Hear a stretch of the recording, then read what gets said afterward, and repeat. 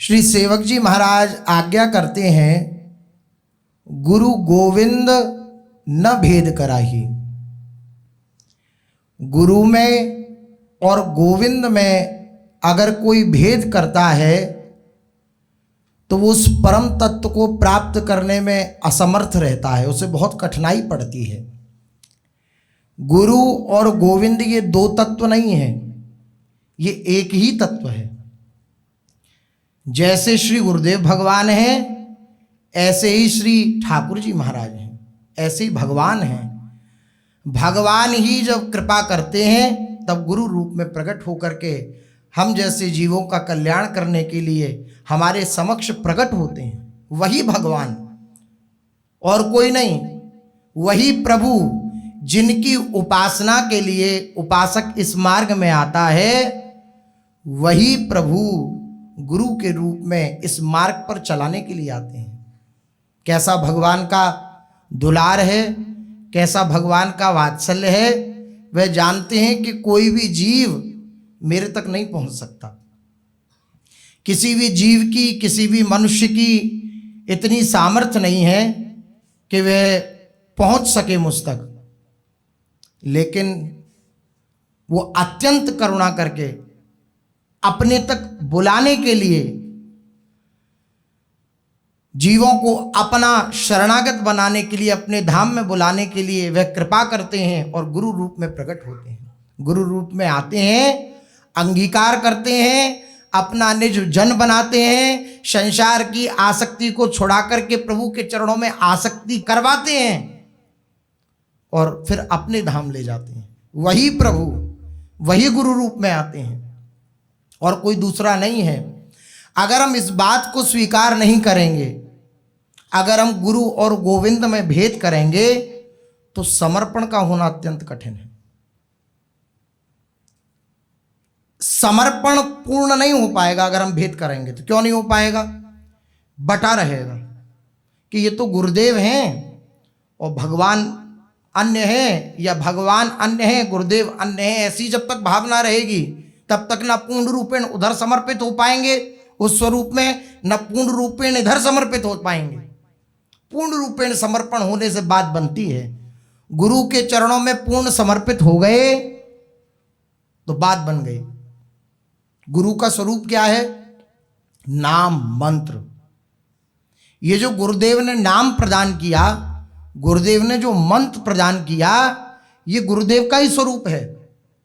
अगर हम दिन रात नाम का रटन कर रहे हैं, दिन रात मंत्र का रटन कर रहे हैं, तो हम गुरुदेव की सेवा में हैं, हम गुरुदेव के समीप हैं, हम गुरुदेव के सानिध्य में हैं। अगर उनके दिए हुए नाम मंत्र का हम रटन कर रहे हैं पूर्ण रूपेण समर्पित होकर के। और पूर्ण रूपेण समर्पण में बाधा क्या है? भेद बुद्धि। हम गुरुदेव को और श्री भगवान को एक स्वरूप माने, रंच मात्र भी भेद नहीं है दोनों में। ऐसे उपासकों के लिए जीवन सर्वस्व हो जाता है गुरुदेव की सेवा। वे गुरुदेव की सेवा छोड़ करके कुछ नहीं चाहते। वे गुरुदेव की सेवा छोड़कर किसी बैकुंठ निजधाम आदि किसी को नहीं चाहते। हमारे गुरुदेव की हमें सेवा मिलती रहे, वो मुस्कुरा के हमें देखते रहें, उनकी सन्निधि हमें प्राप्त होती रहे, वो अपना करके हमें जानते रहें, बस ये उनके जीवन का लाभ होता है जो इस प्रकार से समर्पित चित्त हो जाता है। क्योंकि उसके जीवन में, उसकी दृष्टि में कोई भेद ही नहीं है। महापुरुषों ने आज्ञा करी है, स्वयं भगवान कहते हैं आचार्याम माम विजानीयात। जो आचार्य हैं, जो गुरुदेव हैं, वो मैं ही हूं, कोई दूसरा नहीं है। और अपने रस संप्रदाय में श्री सेवक जी महाराज का सिद्धांत सर्वोपरि है। वह कह रहे हैं गुरु गोविंद न भेद कराई। गुरु की सेवा से अगर विलग होकर के उपासक अपना कल्याण चाह रहा है तो उसकी हानि है। गुरु सेवा तज करही जेवानी, वही अधर्म यही सब हानि, कानि रसकन में रहे। रसिकों में उसकी मर्यादा नहीं रहती है, रसिकों में उसका आदर नहीं रहता है। जो गुरु सेवा से विलग हो जाता है, गुरु आज्ञा पालन से विलग हो जाता है। खूब गंगा का जल पवित्र है, लेकिन जब बाढ़ आती है तो अलग गंगा का जल जो इकट्ठा हो जाता है, जैसे गड्ढे बने हुए, अब बाढ़ आई गंगा जी की, अब उस गड्ढे में जाकर के जो जल एकत्रित हो गया और फिर बाढ़ का समन हुआ, फिर गंगा जी अपने स्वरूप में बहने लगी। तो जो जल है गंगा जल ही, लेकिन उसका आचमन करने के लिए मना है, उसे गंगहुक कहते हैं। उसका आचमन करने के लिए भी मना है कि आप उसका आचमन भी नहीं कर सकते, अपराध है, पाप है, आप उसका आचमन नहीं कर सकते, जो धारा से विलग हो गया। इसी तरह हम गुरु की धारा से विलग हो गए तो भले ही वही स्वरूप दिलाने वाला वह मंत्र विद्यमान है हृदय में, लेकिन धारा से अलग हो गए तो बात नहीं बनेगी। गुरु सेवा से विलग हो गए, गुरु आज्ञा पालन से विलग हो गए तो बात नहीं बनेगी। धारा में बने रहना है। सूदो चले आपने धर्म, रसिकन सो प्रीतम कहे। रसिक जन ही मेरे प्राण सर्वस्व हैं, गुरुदेव ही मेरे प्राण सर्वस्व हैं, ऐसी भावना लानी पड़ेगी। और इस भावना में शिथिलता तभी आती है जब हम वेद बुद्धि रखते हैं। प्राप्ति की बात हम सोचते हैं कि श्री युगल सरकार की प्राप्ति करनी है, गुरुदेव ने मंत्र दे दिया, इतना बस पर्याप्त है, अब गुरु की सेवा हम करें या ना करें, क्या इसमें फर्क पड़ता है? लेकिन बहुत फर्क पड़ता है, क्योंकि वही प्रियालाल मिलित रूप धारण करके मिलित वपु रूप में श्री गुरुदेव के रूप में विराजमान है। अगर उनकी अवहेलना तो फिर बात नहीं बनेगी। इनकी अवहेलना अर्थात प्रियालाल की अवहेलना, इनका सम्मान अर्थात प्रियालाल का सम्मान। इसलिए बहुत आवश्यक है गुरुदेव में परब्रह्म बुद्धि रखना। इसलिए बचपन से ही सनातन धर्मावलंबियों को एक श्लोक खूब रटा दिया जाता है, सबको याद होगा, गुरुर ब्रह्मा गुरुर विष्णु गुरुर्देवो महेश्वर गुरु साक्षात परब्रह्म तस्मै श्री गुरुवे नमः। गुरु कौन है? साक्षात परब्रह्म है। गुरु ब्रह्मा है, गुरु विष्णु है, गुरु महेश हैं। कहीं और किसी भगवान को ढूंढने खोजने मत निकलो, यही जिनकी खोज में तुम निकले हुए हो वही प्रभु साक्षात रूप में विराजमान है गुरुदेव के स्वरूप में। इस बात को निष्ठापूर्वक स्वीकार करो। श्री व्यास जी महाराज कह रहे हैं, श्री हरिराम व्यास जी, जैसे गुरु तैसे गोपाल। जो गुरुदेव हैं वही गोपाल हैं, वही प्रभु हैं। हरि तो तब ही मिली है। अब आपके हृदय में अगर फिर भी ये भावना है कि हमारे हृदय में ऐसी दृढ़ भावना नहीं हो पा रही कि गुरुदेव ही परब्रह्म है, तो बोले प्रणाम तो करो, उनकी आज्ञा का पालन करो। अगर तुम्हारे हृदय में है कि कोई हरि है, उनकी प्राप्ति होनी चाहिए, तो बिना इनके चरणों का समर्पण किए बिना, बिना इनके चरणों में दंडवत किए बिना, बिना इनकी आज्ञा पालन किए बिना तुम्हें उस हरि की भी प्राप्ति नहीं हो सकती। इसलिए गुरु सर्वोपरि हैं। हरि तो तब ही मिली है जब ही श्री गुरु हो ही कृपाल। गुरुदेव के हृदय में दया भरी आई, गुरुदेव के हृदय में करुणा आ गई कि इसको प्रभु मिल जाए, तो फिर कोई भी इस बात को शासित नहीं कर सकता, कोई भी अपने मर्यादा में इस बात को नहीं ले सकता कि पहले हमसे तो आज्ञा लेनी चाहिए, गुरुदेव ने कह दिया तो क्या। नहीं, गुरुदेव ने कह दिया मतलब प्रभु भी उस बात को नहीं काट सकते। गुरुदेव कृपालु हो गए, गुरुदेव दयालु हो गए, उन्होंने कह दिया हाँ तुम्हें प्रियालाल मिलेंगे, तो बस इस बात को अब दृढ़ता से पकड़ लिया जाए कि हमारे गुरुदेव ने कहा है। शबरी जी के गुरुदेव ने कहा, दृढ़ता से पकड़ लिया मतंग ऋषि ने। उन्होंने कहा कि तुम्हें राम जी मिलेंगे, मैं तो भगवत धाम जा रहा हूं। श्री रघुनाथ जी, तुमने इतनी गुरु सेवा करी है, इस गुरु सेवा के फलस्वरूप स्वयं श्री रघुनाथ जी तुम्हारे द्वार पर आएंगे और तुम्हें दर्शन देंगे आकर के।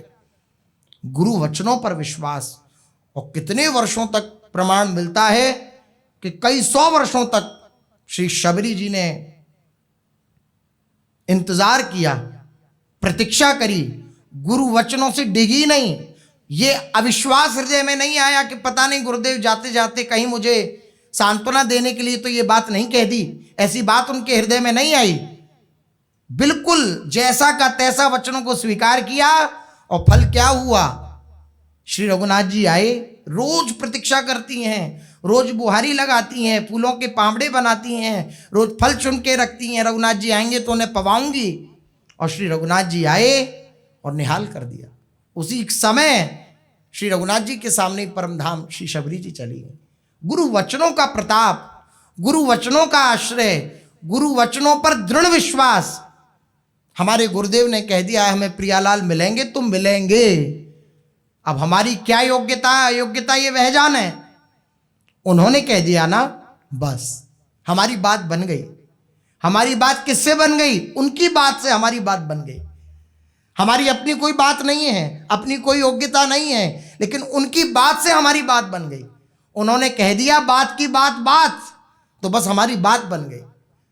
इस बात से आनंदित रहना है, उत्साहित रहना है। गुरुदेव जब कृपालु हो जाते हैं, अत्यंत आह्लादित होते हैं और द्रवित चित्त हो जाता है गुरुदेव का, तो गुरुदेव ऐसे प्रियालाल को दे सकते हैं जैसे आप हम सब बैठे हैं। ऐसे प्रियालाल का दर्शन करा सकते हैं। गुरु कब द्रवित होते हैं? समर्पण से। जब गुरुदेव देख लेते हैं कि इसका बिल्कुल अस्तित्व नहीं बचा। बहुत कठिन बात है, अस्तित्व को मिटा पाना बहुत सबसे कठिन बात है। इसी का तो खेल है सब। अस्तित्व जो स्फुरित होता है, अहंकार, उसी से तो सब संसार चल रहा है। ये आवागमन का चक्र, ये अहंकार के ही तो कारण है। ये मिट गया, आह, बात बन गई। और ये मिटना अत्यंत कठिन है। ये गुरुदेव ही कृपा करें और उस कृपा को पचा जाए, तब इस अस्तित्व का शमन होता है। जो कृपा करें, वो कृपा केवल यही नहीं होती आओ आओ फूल माला पहनाई, बहुत सुंदर बच्चा, चलो आगे, यही कृपा नहीं होती है। केवल कृपा किसी भी स्वरूप में आ सकती है।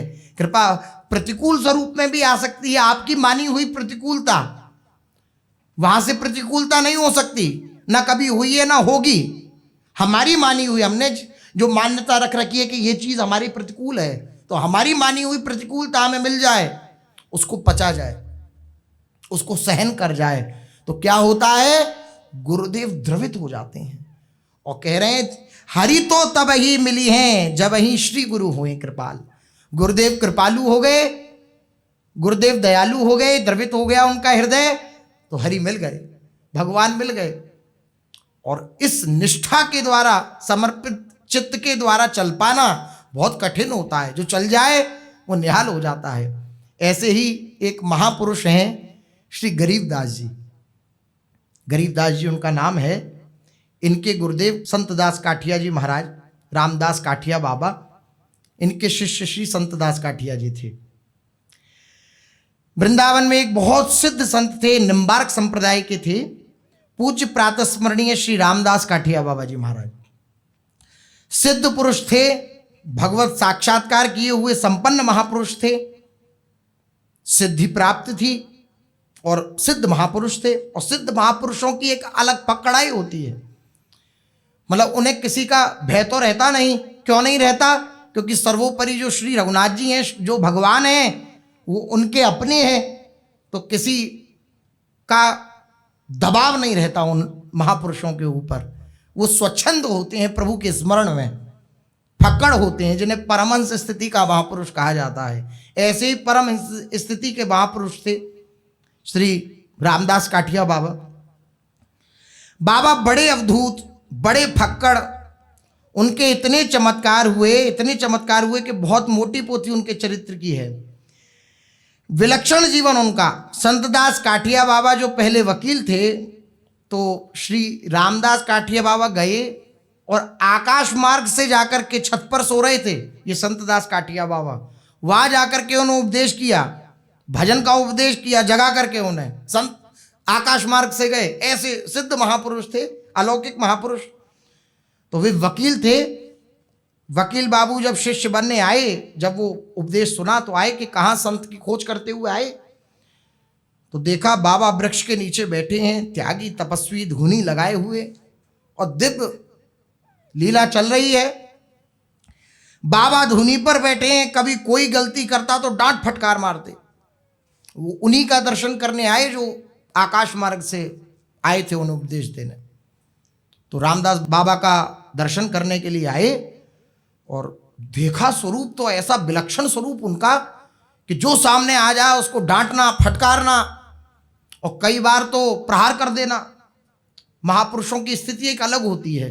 ये इसलिए होती है, जैसे खूब सुंदर बगीचा हो तो कांटों की बाढ़ लगा दी जाती है।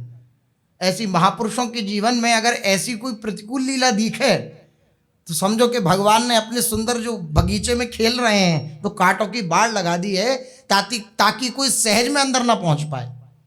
इसलिए भगवान ऐसी लीला करते हैं। जैसे कोई मैया अपने लाला को खूब सजा संवार दे, खूब सजावे, खूब सुंदर उसके उबटन लगावे और खूब पाउडर वाउडर लगा के तैयार करके, और फिर ऐसे ही नहीं छोड़ देती है, काला टीका लगा देती कि किसी की नजर ना लग जाए। ऐसी हमारे ठाकुर जी सर्वगुण संपन्न बनाते हैं अपने निजजनों को, लेकिन एक थोड़ा सा काली सी बिंदी लगा देते हैं कि कोई साधारण श्रद्धा वाला उनके समीप ना फटक पड़े। साधारण श्रद्धा वाला जिसकी श्रद्धा भी डामाडोल है वो उनके समीप ना फटक पड़े, आ ना सके, उनके इस रस रहस्य को जान ना सके। तो भगवान ऐसी प्रतिकूल लीलाएं आसपास में रखते हैं कि श्रद्धा कर पाना, और जो श्रद्धा कर जाए बस बात बन जाए। अब डांट फटकार करते हुए, गाली गलौज करते हुए उनका ये स्वरूप देखा, बोले यह महात्माएं जो हमें दीक्षा देने के लिए रात में आए थे, एकदम घबरा गए वो कि वो तो एकदम सहज स्वरूप और यहाँ तो एकदम अलग ही स्वरूप उनका दर्शन में आ रहा है। अब इतने में ब्रज परिक्रमा प्रारंभ हुई। उन्होंने सोचा पहले संग रहते हैं थोड़े दिन, फिर देखते हैं कि भाई हम निभा पाएंगे कि नहीं निभा पाएंगे। अलौकिकता से आया लेकिन फिर भी वैसी श्रद्धा नहीं। तो अब उन्होंने देखा वो स्वरूप महाराज जी का, श्री रामदास काठिया बाबा का। ब्रज परिक्रमा प्रारंभ हुई, ब्रज परिक्रमा में सम्मिलित वे हो गए और उसमें बाबा की सेवा में एक उनके शिष्य रहते थे, रामदास काठिया बाबा की सेवा में। उनका नाम था गरीबदास। क्या नाम था? गरीबदास। फटकारते उसे, जो गरीबदास जी थे एकदम दैन्य कृष्ण शरीर, और पूरी सेवा गुरुदेव की वही करते। और गुरुदेव की तरफ से इतनी प्रतिकूलता कि जब सामने आए गरीबदास जी तो जानबूझ के फटकारना, अरे तू बड़ा बहिर्मुख है, तू ऐसे सेवा नहीं, ऐसे सेवा नहीं, और जा चल जा।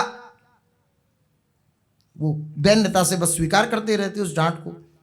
जब भगत जगत आते और साधु संत ज्यादा होते तो और ज्यादा फटकार मारते। एकांत में तो फटकार पड़ती, जब ये लगता कि बहुत सारे भगत जगत बैठे हैं, बहुत सारे लोग बैठे हैं, खूब साधु संत बैठे, तो बुलाते गरीबदास को बुलाओ और खूब फटकार मारते। गरीबदास जी उसी दैन्यता से, आपका जीवन है, आप जैसा चाहो ऐसा बर्ताव करो, हमारा क्या प्रश्न। आहा, अरे बहुत कठिन है भगवान। इसलिए इन सब चरित्रों को कहने का कोई अधिकार तो नहीं है अपने पास।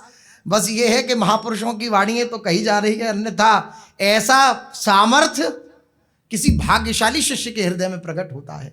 अपने तो इनकी चरण की धूलि के समान भी नहीं है। बस अपने गुरुदेव तो अपनी अधमता पर रीच करके हमें हमारा निर्वाह कर रहे हैं, बस कि मतलब निभा ही रहे हैं कि चलो अब क्या करा जाए, वह तो हमारा ही निभाना ही पड़ेगा, बस ये हिसाब है और कुछ नहीं। कैसा समर्पण, खूब भगत जगत होता, खूब फटकारते, कई बार मार भी देते। ऐसी लीला, दुष्ट पापी ऐसा कहते उसे। गरीबदास जी को बहुत फटकारते, हर बात में फटकारते, बिना बात के फटकारते, कभी प्रहार भी कर देते। एक दिन ऐसी घटना घटी कि बाबा की रसोई गरीबदास जी ही बनाते थे, बड़ी पवित्रता से उनकी रसोई बनती थी। बाबा बड़े गो भक्त थे, और ऐसी गो भक्ति कि उनकी अपनी गाय सदा उनकी जमात के साथ ही रहती।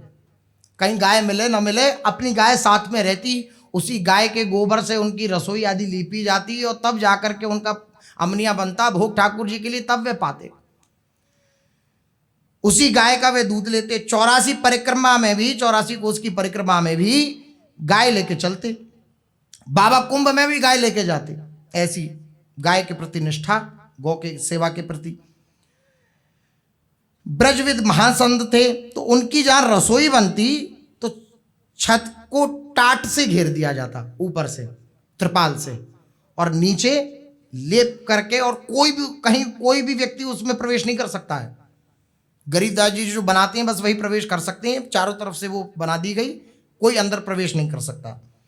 गाय के गोबर से लीप दिया जाता और उस परिसर में गरीबदास रसोई बनाते ठाकुर जी के लिए, शालिग्राम जी थे उनको भोग के लिए, और फिर उनको 24 घंटे में एक बार बाबा भोजन देते।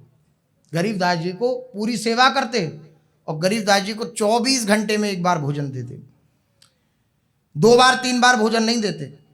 फिर बाबा जो पत्तल में छोड़ देते उसी को गरीबदास जी पाते।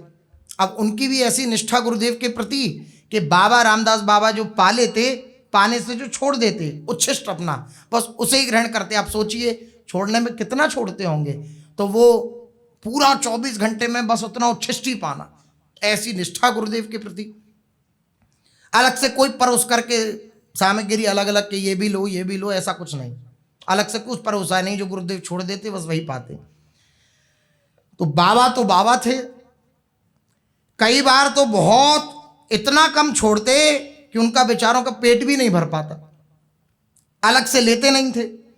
एक दिन बाबा के लिए रसोई बना रहे थे तो परिक्रमा में आई हुई एक बंगाली स्त्री, और उसने झांक के देख लिया कि क्या हो रहा है इसमें।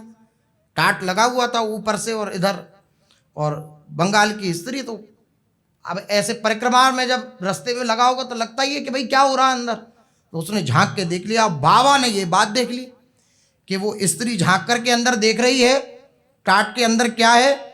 अब बस बाबा गुस्सा हो गए और बाबा ने सब उजाड़ दिया, सब फेंक दिया, सब तंबू कनात सब हटा उखाड़ फेंकी, और महाराज चूल्हा उजाड़ दिया, अग्नि बुझा दी, और डंडा जो गरम गरम अग्नि में था उसे उठाया और गरीबदास जी को पीटने लगे। कैसी विचित्र स्थिति। और गरीबदास जी बस झुके हुए प्रणाम मुद्रा में, और पीटते पीटते महाराज गरीबदास जी बेहोश हो गए। मन ही मन सोचेंगे कि कैसा महात्मा है, पता नहीं इतना फटकारते हैं, कभी इतना पीटते हैं, कैसी लीला।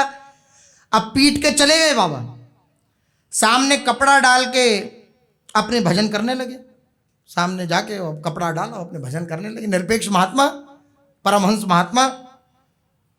डर के मारे कोई नहीं गया गरीबदास जी के पास कि अगर गरीबदास जी के पास जाएंगे तो फिर हमें ना मार पड़ जाए, तो कोई गरीबदास जी के पास भी नहीं गया उन्हें उठाने के लिए। गरीबदास जी थोड़ी देर में चेतना आई, स्वयं उठे और उठ करके सारे बर्तन इकट्ठे करे जो बाबा ने फेंक दिए।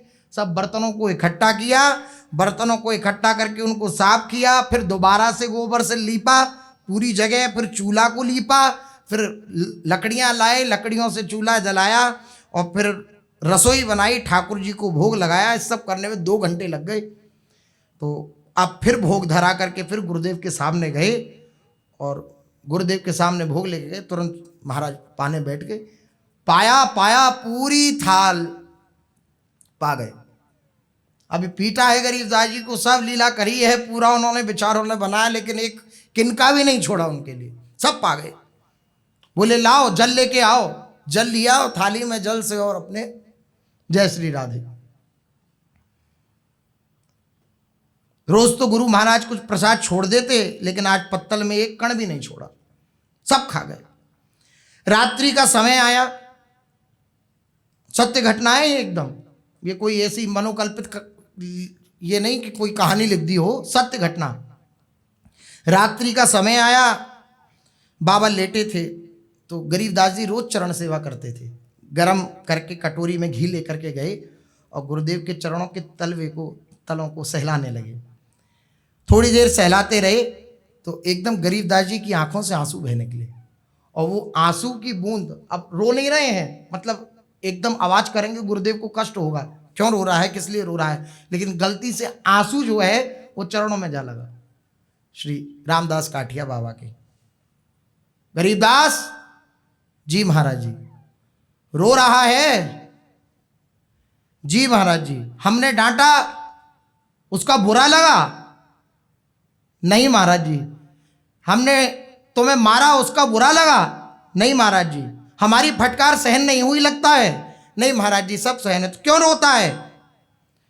तो गरीबदास जी बोले कि क्या कहूँ गुरुदेव, मैं इतना अधम हूँ, पहले तो मेरी गलती के कारण आपको इतना कष्ट भोगना पड़ा, आप भूखे रह गए, आपका वृद्ध शरीर है, आपने सुबह से कुछ पाया नहीं, इतनी लेट तक आपको भोजन प्रसादी प्राप्त हुई, आज समय से मैं आपको प्रसाद नहीं परोस पाया, इस बात की इतनी पीड़ा है मेरे हृदय में, मेरे को लगता है मेरे प्राण छूट जाए। इतनी सब प्रतिकूलता दी, लेकिन अपने गुरुदेव के प्रति दोष दर्शन नहीं। गुरुदेव के लिए सोच रहे हैं कि मेरे को इस बात का कष्ट है कि आपको इतना कष्ट हुआ मेरी वजह से, मेरी ही गलती थी। उस स्त्री ने क्यों देखा, मेरी ही गलती थी। और क्या गलती, अब वो नीचे प्रसादी बना रहे हैं, कोई देख ले तो उनकी क्या गलती। लेकिन फिर भी अपनी गलती को स्वीकार करते हुए मेरे को इस बात का अपार कष्ट है, इतना कष्ट है, मैं चाहता हूं मेरे प्राण छूट जाएं। आपको इतना कष्ट हुआ, आपको समय से मैं भोजन भी नहीं दे पाया, प्रसाद भी नहीं पवा पाया। ये नहीं कि आपने हमको मारा, आपने फटकारा तो मैं इसलिए रो रहा हूं, नहीं, मैं अपराधी हूं। चाहे जैसा अपराध हो जाए, आप जैसा बर्ताव करना चाहें, मैं आपका बिका हुआ हूं, जैसा बर्ताव करें वैसा करें। लेकिन मुझे एक बात का डर बना रहता है। क्या डर बना रहता है गरीबदास? मुझे एक डर बना रहता है कि आपके चरणों की सेवा से कभी मुझे आप अलग मत कर। ये सुना तो श्री गुरु हुए कृपाल, गुरुदेव कृपालु हो गए। गरीबदास उठे अपने आसन से और छाती से लगा लिया गरीबदास जी को। गरीबदास, आज तुमने अपनी सेवा से मुझे जीत लिया। मैं हार गया, तुम जीत गए। गरीबदास, तुमने मुझे जीत लिया अपनी सेवा से। आज मेरा हृदय प्रसन्न हो गया। बोल, मैं सब कुछ देने में सामर्थ्यशाली हूं। बता तुझे क्या चाहिए आज। तू जो कहेगा मैं तुझे देने में सामर्थ्यशाली हूं। तू जो कहेगा आज तुझे मैं दूंगा। तू चिंता मत कर, रो मत, आंसू पहुंच अपने। परम कृपालु श्री सदगुरुदेव भगवान है, अनंत माताओं का वात्सल्य उनके हृदय में है। तुरंत गुरुदेव बोले। गरीबदास जी ने कहा कि कोई मांग नहीं है गुरुदेव, केवल एक ही मांग है, श्री गुरुदेव के चरणों की मुझे सेवा मिलती रहे। इससे भी बड़ी कोई उपलब्धि है क्या? मेरे को आपके चरणों की सेवा मिल रही है, इससे भी बड़ी कोई उपलब्धि है क्या? इससे भी बड़ी कोई वस्तु है क्या? हमें तो सब कुछ मिल गया, आपकी सेवा मिल गई। आप बस अपनी सेवा से हमें कभी विलग मत करना। तुरंत रामदास काठिया बाबा बोले, मैं समर्थ हूं। नहीं, तू आज कुछ मांग ले, मैं प्रसन्न हूं आज तुझ पर, तुझे कुछ मांगना पड़ेगा। तो अगर आप इतना ही कहते हैं गुरुदेव, तो मेरी अंतिम श्वास तक मुझे आपके चरणों की सेवा मिलती रहे। अर्थात मेरे जब तक श्वास जावे इस धरती से मैं जाऊं, तब तक मुझे आपके चरणों की सेवा मिलती रहे, ये आप मुझे दें। और आप सब संत जनों से मैंने सुना है कि जीवन का लाभ है युगल दर्शन। श्री युगल सरकार के दर्शन हो जाना ये जीवन का लाभ है। प्रत्यक्ष दर्शन मिल जाए एक बार, यही जीवन का लाभ है। तो हम तो इसके लायक नहीं हैं। आपकी कृपा हो जाए तो कम से कम जीवन में एक झलक युगल सरकार की मिल जाए। बाबा बोले, ऐसा ही होगा, जा गरीबदास, ऐसा ही होगा। कुछ समय बीता, कुछ वर्षों के पश्चात दिन रात सेवा कर रहे हैं गरीबदास जी श्री सदगुरुदेव भगवान की। फिर एक बार परिक्रमा हो रही थी, 84 कोस की परिक्रमा बिहार कुंड पर पहुंची और उसी समय गरीबदास जी ने गुरु जी को प्रसाद परोसा, प्रसाद पवाया। प्रसाद परोसने के बाद तनिक विश्राम करने के लिए गए तो शरीर में तेज बुखार आ गया। तेज बुखार आया, लोगों ने कहा महाराज गरीबदास के शरीर में बहुत तेज बुखार है। बाबा बोले, अच्छा, अब गरीबदास का जाने का समय आ गया। तुरंत गए, चरणामृत लिया युगल सरकार का, उन्हें पिवाया और गरीबदास की छाती पर श्री रामदास जी ने अपने चरण पधराए और गरीबदास से कहा, गरीबदास देख सामने क्या दिख रहा है? तो गरीबदास जी बोले कि श्री युगल सरकार सामने खड़े हैं और वो कह रहे हैं कि चल हमारे निज धाम चल। आपकी आज्ञा हो गुरुदेव तो मैं चला जाऊं। बोले, हाँ जा बच्चा, आनंद कर। ऐसी आज्ञा करी, तुरंत शरीर छोड़ दिया श्री गरीबदास जी।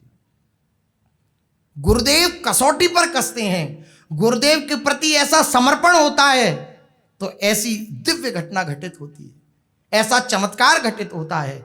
ऐसा समर्पण करने के लिए हमारे हृदय में निरंतर लालसा बनी रहे। हम कर पाएं या ना कर पाएं, हमारे हृदय की इतनी क्षमता नहीं है, ना हमारे हृदय में ऐसा भाव है, लेकिन हम ये आशा तो रख सकते हैं ना, हम ये हृदय में बात तो रख सकते हैं कि गुरुदेव आपके सिवा मेरे जीवन में कोई नहीं है, आप ही मेरे सर्वोपरि, आप ही मेरे साधन हो, आप ही मेरे साध्य हो।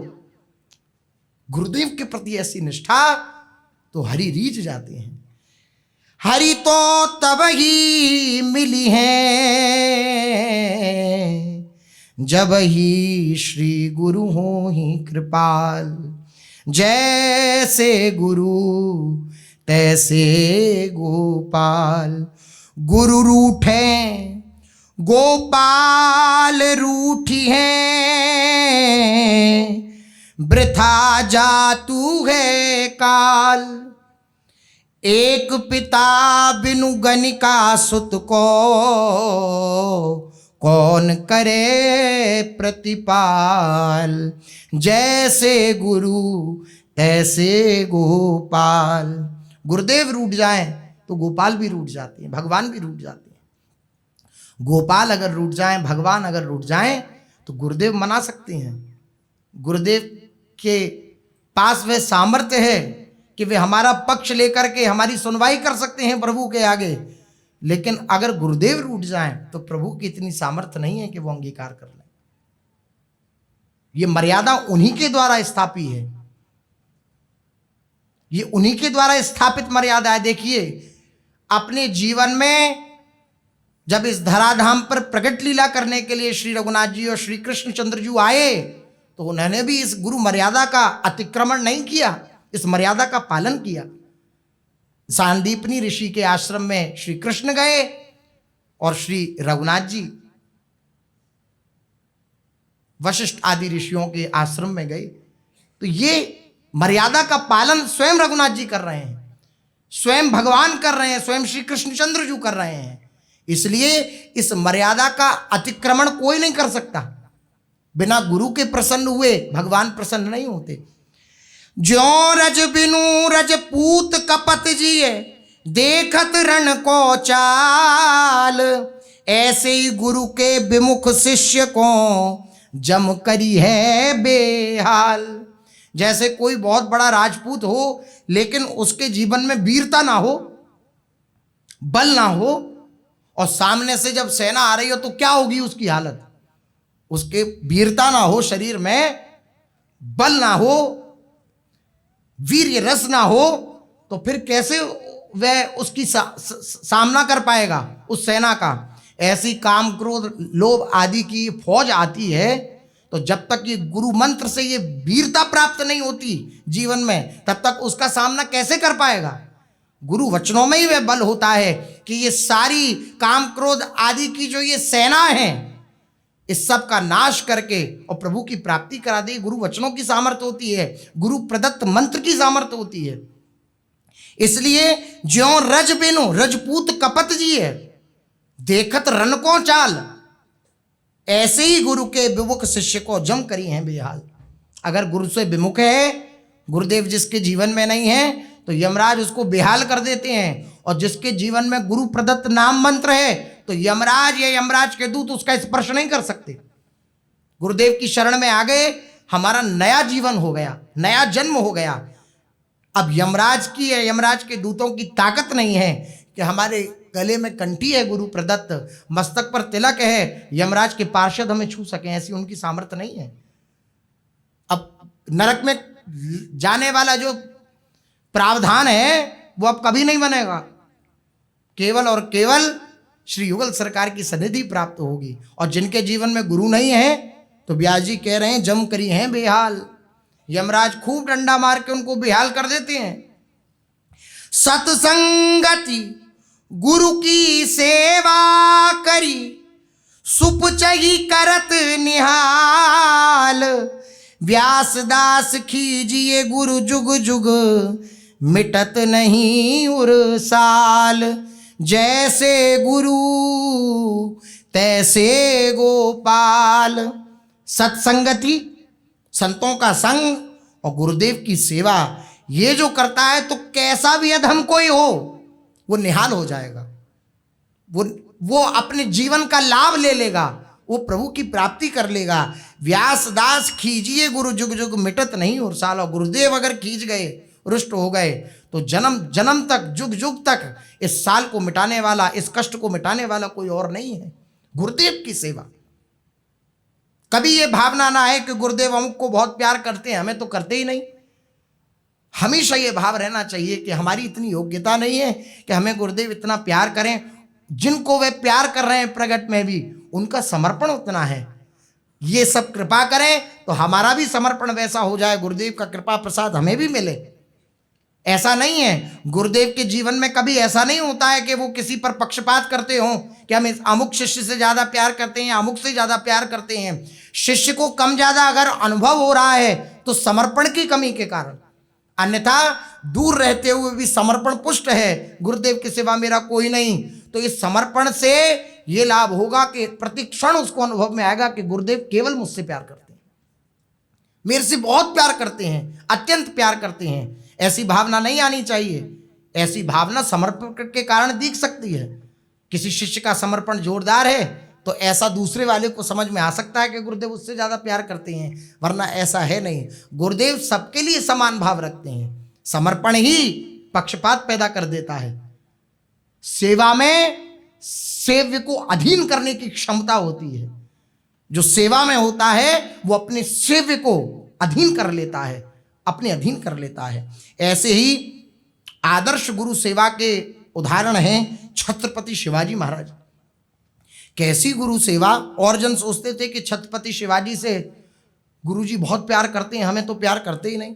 तो गुरुदेव ने सोचा कुछ ऐसी लीला करी जाए कि इनका समर्पण दिखाया जाए कि कैसा समर्पण है। छत्रपति शिवाजी महाराज का समर्पण, आहा! समर्थ गुरु रामदास स्वामी जी के एक निष्ठ भक्त थे श्री छत्रपति शिवाजी महाराज। समर्थ भी सभी शिष्यों से अधिक उन्हें प्यार करते, ऐसा औरों को भी प्रतीत होता। शिष्यों के भावना हुई कि शिवाजी के राजा होने के कारण समर्थ इनसे ज़्यादा प्यार करते हैं। ये राजा है ना, बहुत वैभव है इनके पास, इसलिए गुरुदेव इनसे ज़्यादा प्यार करते हैं। ये अपराध है, ऐसा भाव नहीं आना चाहिए। अब जब ऐसा भाव आया और गुरुदेव को पता लगा, वो ऐसे परमाणु होते हैं कि उनके द्वारा गुरुदेव पकड़ लेते हैं कि क्या भावना चल रही है शिष्यों के हृदय में। तो जब पता लगा गुरुदेव को, मानसिक वृत्ति जोड़ी जब कि अच्छा ऐसी अवस्था है इन लोगों की, तो उन्होंने कहा कुछ लीला, इनका समर्पण दिखाना पड़ेगा शिवाजी महाराज का। समर्थ ने तत्काल उनका संदेह दूर करने के लिए लीला करी। समर्थ श्री रामदास स्वामी जी शिष्य मंडली के साथ जंगल में गए और सभी रास्ता भूल गए, और समर्थ एक गुफा में जाकर के उदर शूल का बहाना करके लेट गए कि मेरे पेट में बहुत पीड़ा हो रही है, और जाकर के एक गुफा में लेट गए। इधर शिवाजी महाराज समर्थ के दर्शनार्थ निकले। उन्हें पता चला कि वे इस जंगल में हैं कहीं। खोजते खोजते गुफा के पास आए तो गुफा में पीड़ा से विह्वल शब्द सुनाई दिया। भीतर जाकर देखा तो साक्षात गुरुदेव विकलता से करवट बदल रहे हैं। विकल हो गए शिवाजी महाराज ऐसी स्थिति देख के। शिवाजी हाथ जोड़कर उनकी वेदना का कारण पूछने लगे, क्या कारण है गुरुदेव, आपको इतना कष्ट क्यों? तो समर्थ श्री रामदास जी ने कहा, शिवा, भीषण उदर पीड़ा हो रही है, बहुत कष्ट है उदर में। तो महाराज इसकी दवा क्या की जाए? वैद्यों को बुलाया जाए, इसकी कोई दवा, कोई असाध्य रोग है क्या है, ये देखने के लिए वैद्यों को बुलाया जाए। तो रामदास जी बोले कि ये जो रोग है शिवा, इसकी कोई दवा नहीं है, ये रोग असाध्य है। हाँ, एक दवा है, वह काम कर सकती है, लेकिन रहने दो। मतलब ऐसा करके कि उत्सुकता बढ़े शिवाजी की कि बताइए गुरुदेव, आज्ञा करिए, आप इतने कष्ट में, आप जो आज्ञा करेंगे उस आज्ञा का पालन होगा। तो रामदास जी ने कहा, समर्थ रामदास जी ने, कि एक उपाय है, लेकिन वो छोड़िए आप, कोई बात नहीं, हम सहन कर लेंगे। नहीं नहीं गुरुदेव, आप निसंकोच बताएं। शिवा गुरु को स्वस्थ किए बिना चैन नहीं ले सकता, ये मेरी निष्ठा है। आप, मेरी अगर सामर्थ्य होगी तो मैं ऐसे चैन से नहीं बैठ सकता कि आप पीड़ा में हो मैं चैन से बैठूं। तो रामदास जी मुस्कुराए अंदर ही अंदर और बोले, एक उपाय है शिवा, सिंघनी का दूध, और वह भी ताजा निकला हुआ, ये मिल जाए और उसे हम पी लें तो हमारा उदर शूल, ये जो है उदर का रोग, ये ठीक हो जाएगा। लेकिन वह तो शिववा, वह सर्वथा दुष्प्राप्य है, वो कैसे प्राप्त हो सकता है? सिंघनी का दूध, कोई ऐसे थोड़ी है कि गैया का दूध आराम से निकाल लो जाके, सिंघनी है भाई, कब फाड़ के फेंक दे। पास में पड़ा गुरुदेव का तुम्बा उठाया श्री शिवाजी ने, और समर्थ को प्रणाम करके शिवाजी तत्काल सिंघनी की खोज में निकल पड़े। गुरुदेव मुझे आज्ञा करें। गुरुदेव प्रसन्न हुए, हाँ ठीक। कुछ दूर जाने पर एक जगह 2 सिंह के शावक दिखे शिवाजी को, बच्चे।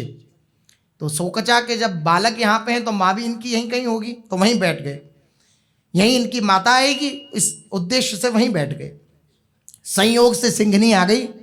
अपने बच्चों के पास अनजाने मनुष्य को देखकर वे शिवा पर टूट पड़ी, शिवाजी महाराज पर, और अपने जबड़े में उनकी नटई पकड़ ली, गर्दन पकड़ ली। शिवा कितने ही शूरवीर हों, पर यहां तो उन्हें सिंघनी का दूध निकालना था। यद्यपि ऐसा वर्णन आता है कि शिवाजी तो इतने वीर के सिंघनी या सिंह आदि का मतलब शासन करने का उनमें सामर्थ्य था, लेकिन अगर गुस्सा और दिलाएंगे उसे तो काम नहीं बनेगा अपना, तो दैन्यता से काम, क्योंकि सर्वत्र प्रभु हैं। शिवाजी इस बात को जानते हैं कि सर्वत्र मेरे प्रभु विराजमान हैं, उन्हीं की लीला चल रही है। तो कोई रोष नहीं करा शिवाजी ने, और धीरज धारण करके हाथ जोड़कर सिंघनी से कहा विनय की, माँ मैं यहां तुम्हें मारने या तुम्हारे बच्चों को उठा ले जाने के लिए नहीं आया हूं। गुरुदेव स्वस्थ हो जाएं, गुरुदेव को स्वस्थ करने के लिए आपका मुझे दुग्ध चाहिए, उसे आप मुझे निकालने दीजिए। मेरे गुरुदेव की उधर शूल हो रहा है, वह पीड़ा समाप्त हो जाएगी। गुरुदेव को दे आऊं, फिर भले ही आप मुझे खा लेना। शिवाजी ने ममता भरे हाथ से उनकी पीठ सहलाई। अब मूक प्राणी भी ममता से प्राणी के अधीन हो जाता है। सिंघनी का क्रोध शांत हो गया, उसने शिवा का गला छोड़ दिया, और बिल्ली जैसे किसी को चाटे ऐसे शिवाजी को सिंघनी चाटने, मतलब दुलार का स्वरूप कि तुम चिंता मत करो, तुम मेरी तरफ से निर्भय हो, तुम दूध निकालो। मौका देख करके शिवाजी ने उनकी कोख में हाथ डाला, दूध निचोड़ा, तुम्बा भर लिया और उसे नमस्कार करके बड़े आनंद के साथ निकल पड़े। इधर सभी शिष्य भी गुरु के पास आए। गुरुदेव ने कहा कि यही आज्ञा है, शूल हो रहा है, पीड़ा हो रही है, कोई सिंघनी का दूध लेकर के आए तब बात बनेगी। तो सारे चेले जो है एकदम हक्के बक्के, महाराज आप तो बिल्कुल ऐसी बात कर रहे हैं कि बिल्कुल मारने वाली। हम गए सिंघनी के पास तो सिंघियों की थोड़ी कहेगी आइए गुरु के सेवक और हम तुम्हें दूध निकालने दें, ऐसा तो संभव है नहीं, आप तो ऐसी बात कर रहे हैं। सब शांत खड़े हो गए। महाराज कोई और उपाय हो, आप तो समर्थ हैं, कोई और उपाय बतला दीजिए, आपके लिए तो जान भी हाजिर है, जान भी हाजिर है, और ये भी नहीं करेंगे। तो गुरुदेव बोले कि हाँ नहीं कोई बात नहीं, हम सहन कर लेंगे। सब अपनी अपनी सेवा में लग गए। इतनी देर में तुम्बे में भर के वो सिंघनी का दूध लेकर के शिवाजी महाराज आए और गुरुदेव के सामने समर्पित किया। सारे शिष्य जितने जन थे वो देख करके हक्के बक्के रह गए कि सिंघनी का दूध शिवाजी ले आए। रामदास जी महाराज बोले, समर्थ रामदास जी कि ये तो लीला थी, इन सारे शिष्यों के हृदय में तुम्हारे प्रति कपट था, तुमसे द्वेष रखते थे कि गुरुदेव इससे ज्यादा क्यों प्यार करते हैं, हम इसलिए इससे ज्यादा प्यार करते हैं। ये हमें अपना जीवन मानता है, ये हमें अपना सर्वस्व मानता है। इसलिए गुरु जी के चरणों में, गुरुदेव के चरणों में हम बार बार यही प्रार्थना करते रहें कि आप ही हमारे जीवन सर्वस्व रहें। आपने जो आज्ञा दी है, आपने जो आज्ञा दी है, बस वही हमारा जीवन बन जाए, उसी को पालन करने की क्षमता हमारे हृदय में आती रहे, हम उस आज्ञा का पालन करते रहें। और गुरुदेव की सबसे बड़ी आज्ञा है निरंतर नाम जप करते रहना, मंत्र जप करते रहना, वाणी गायन करते रहना और निरंतर प्रभु के आश्रित रहना। ये श्री सद्गुरुदेव भगवान की निज हृदय की संपत्ति है। श्री जी के पूर्ण आश्रित रहना। मैं जैसा भी हूँ आपका हूँ, हे गुरुदेव मैं जैसा भी हूँ आपका हूँ। इस प्रकार से समर्पित चित्त से अगर हम गुरुदेव के समर्पित होते रहेंगे, समर्पित होते हुए बार बार समर्पित होते रहेंगे, तो उस दिव्य वस्तु का साक्षात्कार होना सुलभ हो जाएगा। अन्यथा गुरुदेव से अभिमान करके, गुरुदेव से विलग हो करके कोई भी उस परम रस को, उस परम रहस्य को नहीं जान सकता। शेष चर्चा आगे। श्री राधा वल्लभ लाल की।